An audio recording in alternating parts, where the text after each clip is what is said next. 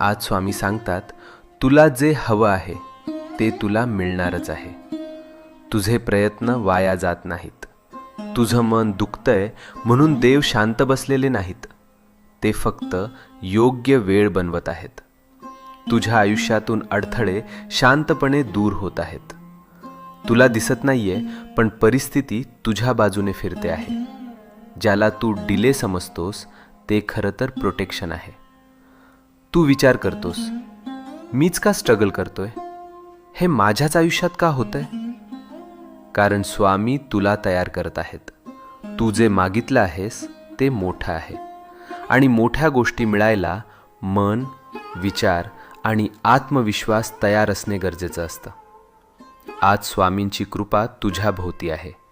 तुझ्या जीवनात एक शुभ घटना लिहिली गेली आहे आणि ती तुला भेटायला निघाली आहे. तुझ्या चांगल्या